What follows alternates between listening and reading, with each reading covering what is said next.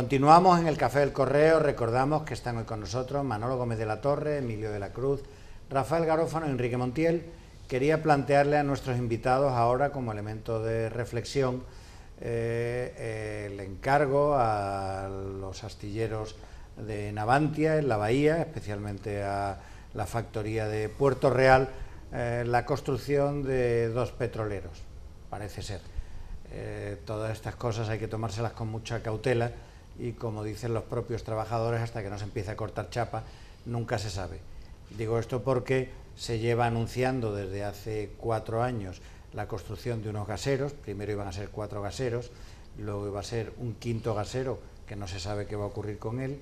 Luego se habló de 4 petroleros, ahora se habla de 2 petroleros y no se sabe de esos 2 petroleros qué parte se hará en la bahía de Cádiz, cuál se puede hacer en el Ferrol, y parece ser que si los 2 se hacen en Navantia puede suponer como 1.500 puestos de trabajo durante el periodo de construcción para la industria auxiliar y la garantía que durante varios años la factoría de Matagorda va a tener lo que ellos llaman carga de trabajo. ¿Qué opináis? Mira, yo he estado leyendo la prensa y escuchando un poco los medios de comunicación, y el 95 o el 99% del espacio dedicado a esta noticia era a manifestar la satisfacción por el trabajo que va a haber. Bueno, pues yo a esto le voy a dedicar nada, o sea, me satisfago de que venga trabajo, se acabó. Y ahora lo que digo es, hay temas importantísimos de los que nadie habla nada, y yo creo que es lo que interesa. ¿Qué pasa con eso de que los barcos que van a venir van a ser en base a la compra a astilleros de Oriente de las patentes para poderlo construir? Y que además esa compra de patentes lleva implícito el tener que aceptar la importación de determinadas piezas o equipamientos también que venga de Oriente para ser integrado en esos barcos. A mí eso es lo que me interesa muchísimo. Es decir, que no hay tecnología en los astilleros para ser competitiva. Volvemos al mismo tema, el tema de la competitividad. ¿Por qué es un calvario que los astilleros de Cádiz en el mercado, no ya internacional, en el mercado nacional, con la cantidad de débito que le deben tener a las empresas, al gobierno, y van y siguen contratando en el extranjero y no contratan aquí? Empresas nacionales que el gobierno quiere que se contraten aquí y no se contratan. ¿Qué pasa? O sea, los astilleros de la bahía de Cádiz, concretamente, hay otros astilleros que también dependen de la SEPI y tal, en otros sitios. Los astilleros, es que no son competitivos, es que aquí es una mentira sostenida para que haya puestos de trabajo y que todos nos gratifiquemos que de vez en cuando vienen unos encargos laborales. Eso a mí me interesa mucho. ¿Por qué? Pues porque en esta zona ha habido algo muy parecido con el tema de la construcción. Cuando había construcción, que era una construcción disparatada, desbocada, sin razón económica ni social ninguna, aquí había un gran silencio porque había mucho trabajito.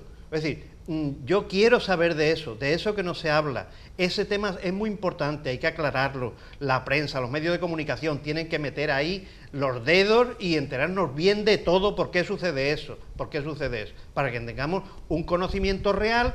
¿Qué pasa? Que los sueldos son altos. ¿Cómo van a ser altos con los sueldos que hay?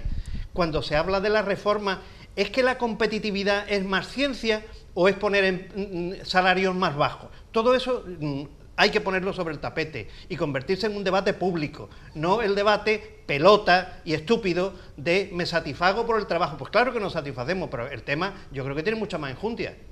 Pues intento, iba a decir, explicártelo, vamos, perdona la sola idea de ojalá. ¿Cuánto vale un petrolero? No sé. ¿De cuántos miles de millones hablamos? Sí. Muchos miles de millones. Muchos miles de millones. ¿Cómo crees tú que se vende un producto de miles de millones en el mercado internacional? Por lo tanto, tú le vendes eso a alguien que tiene esos miles de millones.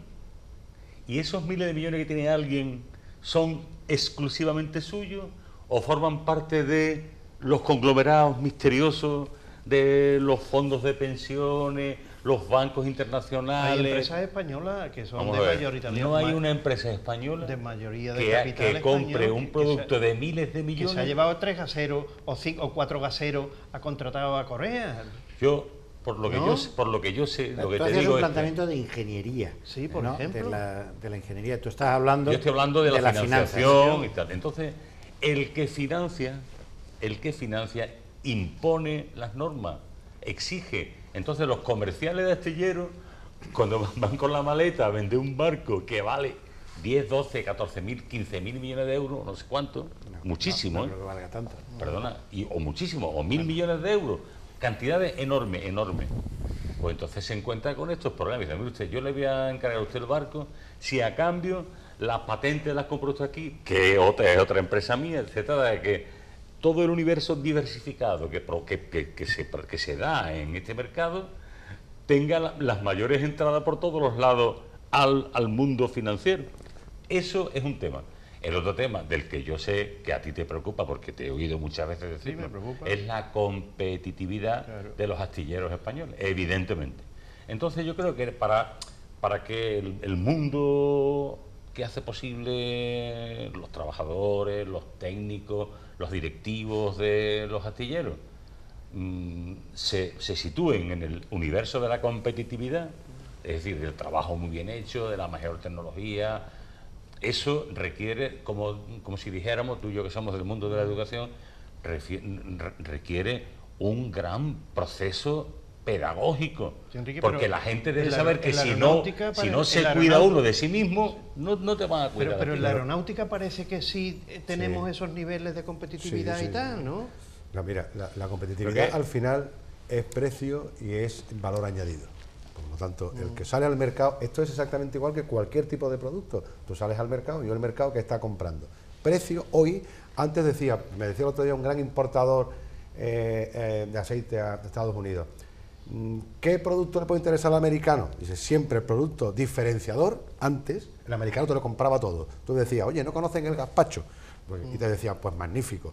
Me lo meto en mi cadena de administración y seguro, porque con ese mercado tan grande que vas a vender mucho gazpacho. Dice, hoy es esa diferenciación y precio. El americano antes no miraba precio, hoy sí mira precio. El mundo en general hoy mira precio. Para mirar precio significa no lo más barato. La gente quiere, como queremos seguir, queremos seguir en un restaurante a comer bien, que Una te sirvan acotación, bien pero y mirar mejor precio, precio. ¿qué significa? Porque hay un refrán español antiguo que dice, lo barato es caro. Pues bien, déjame terminar. Cuidado, ¿eh? Pero es que los precios, ahí voy a lo que decía Rafael. Hoy, en este tipo de actividad, el precio es en la innovación tecnológica, que es lo que te hace avanzar infinitamente más, es lo que te da el valor añadido para poder repercutir en precio. Hoy, ¿cómo va a competir un comercio electrónico en la web con uno presencial? No, pues esto es lo mismo. Es decir, cuanto más automatización, más te has adelantado, más puedes ir con un producto terminado y buen precio. Mira, Emilio, hay una cosa... Manolo. Manolo, perdona que te interrumpa. Sí, estoy demasiado charlatán hoy. Que los departamentos de investigación, no ya solamente de I+D, sino de investigación pura, I+D+I. de pura, es decir, la investigación no solamente en tecnología, sino, por ejemplo, en mercado. Entonces, yo creo que siempre se han dado unos ciclos. Es decir, tú produces barcos, buques, que tienen una vida media, a partir de la cual tú debes saber que se van a producir la renovación de esas flotas. Porque buques a partir de cierto tiempo, eso deberían de tener, igual lo tienen estudiado, yo no lo sé porque no sé, pero yo creo que a lo mejor pronto se va a dar el proceso, va a subir de nuevo el ciclo de renovación de las flotas. ¿Están preparados los astilleros para ese momento? Que se va a dar ese momento, ¿eh? Se va a dar ese momento. Me refiero en cuanto a I+D, en cuanto a innovación, en cuanto a competitividad, en cuanto a productividad barra precio, porque claro, estamos moviendo en un mercado absolutamente terrible, de una competencia brutal y productos de muchos miles de millones. Sí, Rafael antes planteaba un tema que creo que es el tema que tendrá que someterse en algún momento a consideración, y es ¿por qué tardan tanto los encargos en concretarse? Porque en competencia con otros sitios aquí se es menos competitivo. Pues si se es menos competitivo, yo recuerdo declaraciones de no hace tanto, vamos a poner que hará 9, 10 meses, un año, pero se han reproducido otras veces también, que decían, es que aquí sale muy cara la hora de trabajo. Es decir, se utilizaba la presión de que, hombre, si aquí se hiciese las cosas más baratitas y la gente cobrase menos dinero, pues como en otros sitios, claro. Entonces lo que quiero decir es que eso hay que aclararlo, pues mire, hay tantas dificultades. Aquí tenemos tantas dificultades porque tenemos una tecnología deficiente.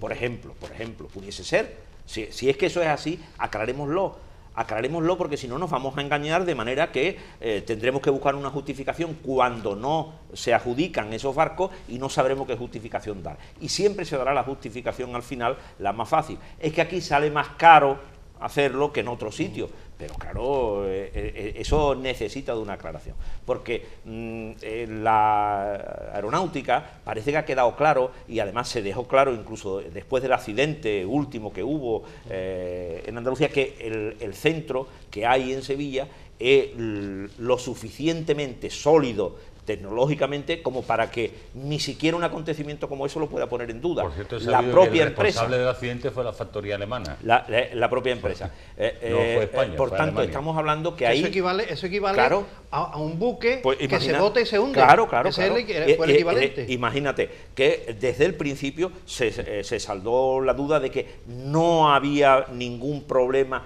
que fuese atribuible a un defecto tecnológico producido en su fabricación en Sevilla, que no, que la empresa dijo desde el primer momento que ni por asomo se estaban planteando otra cosa, Alemania. porque es muy técnicamente muy sólida. Bueno, pues ese tema hay que aclararlo aquí, porque en la tecnología de los buques militares parece ser que eso es bastante indiscutido. Lo que pasa es que también es verdad que cada vez que ya se hacen contratos con Venezuela y con esos sitios, ya te piden cierto trasvase de tecnología que te hacen, claro, que los norteamericanos presionan para que no se les dé. Pero bueno, a lo que íbamos, por resumir este tema, que es necesario que se aclare si la dificultad muchas veces la contratación, eso, porque si no nos quedamos con mitos que no se corresponden con la verdad, y es que aquí hay mucha conflictividad, por ejemplo. Es que aquí la gente gana mucho. Es que aquí, mire usted, sometamos a un verdadero análisis cuáles son las dificultades que hay. Si tecnológicamente hay necesidad de una mayor inversión, pues habrá que hacerla. Pero eso tiene que haber una exposición de la dirección comercial. ¿Os habéis dado, por ejemplo, sabe eso? Hoy cuenta de que el presidente del comité de empresa ha dejado caer una frase diciendo y no ha hecho falta cortar el puente. Sí. Quiero decir, ¿por qué? Porque muchas veces la dificultad en la contratación se ha atribuido a conflictividad, a eso, cuando no es esa la verdadera razón, cuando a lo mejor la razón es que, otras, muy distintas. Yo creo, Manolo, que el mundo aeronáutico... Yo estoy seguro que si mañana... Porque el mundo aeronáutico se construye sobre proyectos europeos en factorías europeas. Sí, pero que... Sin embargo, el mundo naval, el mundo de la construcción naval, no es como el aeronáutico. En cualquier caso, sería oportuno conocer el contrato. Claro. Todas esas dudas que tú planteabas, eso será el contrato. Será el contrato. También sería interesante ver que tampoco lo escucho yo en el mundo de las contrataciones navales estas que estamos comentando, el asunto de la intervención o de las normas de la Comunidad Europea respecto a estos asuntos, ¿no? Porque eso es otra. Hay sectores de la producción donde la Comunidad Europea entiende que puede hacer excepciones o fiscales o económicas o tal para favorecer una industria que por su implantación en Europa conviene consolidarla, y en otros sitios te las prohíbe. Pero de este tema parece que a la pura y dura competencia mundial, donde un astillero español o uno polaco está en absoluta igualdad de condiciones con uno de Corea o uno de Japón o de donde fuese, ¿no? Internamente. Entonces, ese tipo de cosas pues, sería interesante verlo para que al final, todo es, al final, el nivel de la competitividad de los astilleros de Cádiz y su posición en el mercado.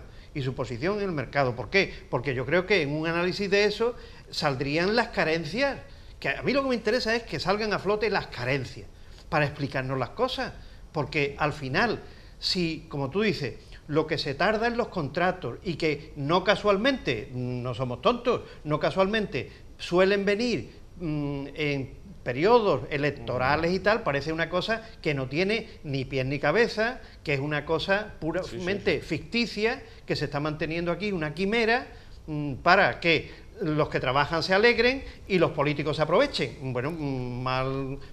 Claro, pero eso al final tendría, ¿no? tendría poco recorrido. Se ha hablado de la productividad, de muchas cosas. Y yo, como parte de mi profesión, es la parte comercial, digo que falta una exposición comercial, porque cuando el responsable comercial que va a vender a la calle cualquier producto, esto más, sabe qué problemas tiene para vender, y después ya a su casa dice: jefe, la gente esto no lo compra porque dicen que no funciona bien, o la gente prefiere amarillo, lo estamos vendiendo en azul. Eso tiene que venir aquí y decir la pura realidad. Mire usted, ¿por qué no nos compran? Pues porque se mueven mejor los lobbies en esto. Claro. Yo voy a decir una cosa dura y que de esas cosas que no se deben decir en público, ¿no? Cuando yo he manifestado alguna de estas cosas, me han dicho: hombre, Rafael, no seas ingenuo, una vez más. ¿Dejarán los sindicatos saber dónde está el quid de la cosa? Es que no interesa. Entonces ya me quedo bastante cortado, claro. Más o menos. Bueno, ¿hablamos de encuestas? A lo que queráis, ¿eh? Vamos a hablar de encuestas, venga. La CAPDEA se llama. Sí, CAPDEA. Ha hecho pública una encuesta de intención de voto en Andalucía que da un resultado bastante sorprendente, a mi juicio, ¿no? Que es que si hubiera unas elecciones autonómicas había un hundimiento del Partido Popular con un ascenso de Ciudadanos y Podemos, y habría una diferencia muy grande entre el PSOE y el PP, pero casualmente si esas mismas elecciones fueran elecciones generales habría un empate, o incluso el PP quedaría un poquito por encima del PSOE. ¿Bajaría Podemos? Bajaría Podemos, entonces me resulta muy sorprendente. Esa es la 21-19, 21%, 19%. Es 21-19. Sí, pero resulta sorprendente esa diferencia, que el PSOE le puede sacar 10 puntos al PP si fueran autonómicas, pero pudiera perder por un poquito con el PP si fueran generales. Eso nos lleva a pensar si es que Susana Díaz sigue siendo una líder muy valorada, si es que Moreno Bonilla es una catástrofe como líder, en fin. No, yo he estado, pues, lógicamente por formación profesional y sobre todo porque me interesa muchísimo para cosas que haremos posteriormente. Creo que, primero, el Partido Socialista ha aguantado muy bien el tirón de las circunstancias que han pasado, porque, bueno, pierde muy poco, estamos hablando de 2 puntos y pico sobre las últimas elecciones. Y también hay que tener una cosa muy clara, Fernando, que es que no tiene nada que ver Andalucía con el resto, con cuando tú hablas de España como territorio de acción para las encuestas. Por lo tanto, las diferencias ahí son importantes. Yo creo que aquí el Partido Socialista baja un poco y sube Podemos, porque aún no está consolidado en Andalucía el panorama de la izquierda. Es decir, aquí se está haciendo un poco de ensayo con Podemos. Yo creo, por ejemplo, que Izquierda Unida remontará, a pesar de que en estas elecciones o en estas encuestas le dan algo menos, remontará, porque vamos a ver si ese desprecio, entre comillas, que hace Pablo Iglesias a la unión de otras fuerzas, que sí ha propiciado en las municipales para poder tener él un escaparate a ver qué elijo, a lo mejor también puede... Y en otras comunidades autónomas también ha pactado... En otras comunidades autónomas, pero eso también se puede ser que la situación que vive ahora mismo Izquierda Unida le pueda reforzar, porque aquella visualización que se están haciendo de gobiernos de Podemos no es lo que la gente pensaba. Después, el Partido Popular, pues desgraciadamente, se queda en ese máximo que en los tiempos decíamos, estar en el 20, en el 21%, 22%, era lo que el Partido Popular aspiraba cuando era Alianza Popular y cuando estaba hablando de oposición pura y dura. Hombre, mi temor es que aquí no va a cambiar nada en el Partido Popular, porque desde el momento que ya aparece don Javier otra vez con mando en plaza, sé perfectamente que lo que se está preparando es el control de los que vayan a ir en las generales, porque el señor Juanma Moreno es puesto aquí por el señor Arenas, pero no vaya a pensar que con capacidad de hacer, porque lo que puede poner son vicesecretarias y vicesecretarios, creo que han sido 1 y 4 mujeres y un hombre, que son lógicamente provenientes todos de la, digamos, de la hornada Arena, y lo que hay ahora mismo es una guerra. Yo cuando veo algunas fotos de paseos digo, ahora lo que hay es una guerra de a ver quién va en las generales, en los puestos de salida. Y eso visualiza aquí, Javier, muy fácilmente para que se visualice el poder de Madrid con quién va a poner en las listas. Lo cual, eso me produce una cierta desazón de que no va a producirse, que se podía hacer. Yo creo que Juanma Moreno ha sido un buen candidato, yo lo creo que sí, yo creo que es una persona además que tiene futuro. Lo que pasa es que ha llegado en un momento poco idóneo y en una situación tanto política interna y externa muy negativa, pero que sí podría ser, si realmente se quisiera y se pudiera hacer ese cambio necesario en el Partido Popular Nacional, se iniciara desde aquí, se podría. Y por otro lado, Ciudadanos también va a recoger y está recogiendo esa situación del Partido Popular de que no se le ve garra, es decir, no se puede seguir con complejo de derecha, y aunque no tenga nada que ver, saco una pequeña situación que se vive ahora en Cataluña, no se puede estar... Al final siempre hablas de tu libro. Claro, no se puede hablar permanentemente de que el problema de Cataluña no va a seguir adelante porque vamos a hacer que se respete la ley, yo digo, eso lo tienen que decir los jueces. Eso lo tienen que decir los jueces. Bueno, pero el Partido Popular tiene que decir, si tú me dejas, tiene que hablar de España. Sí. Venga, Manolo. Mire, yo de la encuesta, esta, es verdad que estamos hablando de una encuesta, lo primero, hecha por un grupo Sí, que es por muy un grupo solvente, muy solvente y además con mucho éxito. Porque además, no ya porque sea de la universidad, sino porque llevan mucho tiempo haciendo este tipo de encuestas y por tanto, lo mismo que suele ocurrir en el País Vasco con el Ecobarómetro, son ya referencias sólidas de las tendencias confirmadas a lo largo del tiempo. ¿Qué es lo que yo veo en esta encuesta? Es verdad que es una encuesta que habla si hubiese mañana elecciones autonómicas, cuando las elecciones autonómicas se han celebrado hace 4 meses y la nueva presidenta pues ha sido elegida hace un mes. Pero llama la atención una cosa. A mí, ¿qué es lo que más me ha llamado la atención? Pues me ha llamado muchísimo la atención que el derrumbe del Partido Popular en Andalucía sigue siendo tan pronunciado que está prácticamente en empate técnico con Podemos. Quiere decir que se podría dar el caso de que la alternativa al Partido Socialista, que lleva gobernando 35 o 30 y tantos años, ya no fuese ni siquiera el PP la alternativa, sino que pasase directamente a ser la alternativa, el que se enfrentase con el Partido Socialista, Podemos, cosa que sería también pues bastante llamativo que un partido de centroizquierda, socialdemócrata, enfrentado con otro partido que también se reclama socialdemócrata y que quiere ocupar la centralidad, etcétera, etcétera. Tengo que cortarte, Manolo, porque tenemos poco tiempo. Sí. Lo más llamativo de juego y resultado. Lo más llamativo. Resultado. Yo creo que estoy de acuerdo con parte del análisis de Emilio y con el de Manolo. Lo que yo introduzco es lo siguiente: hay una distorsión en cualquier encuesta. La distorsión se llama la corrupción y cómo la corrupción se está mandando como mensaje a la sociedad. Mientras que la corrupción determina esa encuesta, la gente nunca va... No, a mí lo que me ha llamado más la atención es la distinción esa que hacen los ciudadanos según la... Porque parece que hace referencia a una población con un espíritu de análisis y un espíritu crítico muy solvente, ¿no? A mí me ha chocado, ¿no? Simplemente eso. Sí, claro.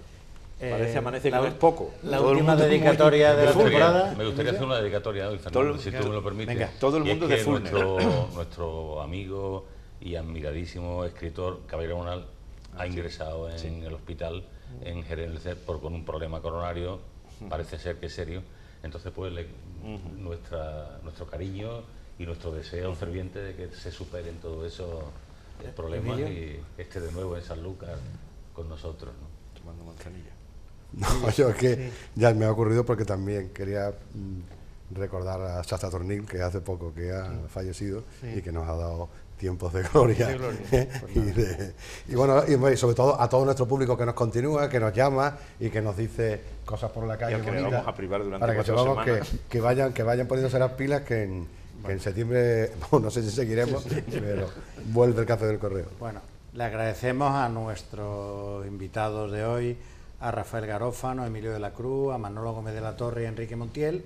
Aprovechamos a agradecerle a todos aquellos que a lo largo de la temporada nos han acompañado, Alda Iturriaga, Daniel López Marijuán, Diego Boza, Julio Malo de Molina, que han estado en algún momento de la temporada con nosotros. Les agradecemos a ustedes por habernos prestado atención hoy y a quienes nos han prestado atención a lo largo de esta temporada, y les convocamos para el mes de septiembre, en el que esperamos volver con más análisis, y será un trimestre apasionante con unas elecciones catalanas de extraordinaria importancia y con unas elecciones generales de incierto pronóstico. Pues muchas gracias y nos vemos después del verano.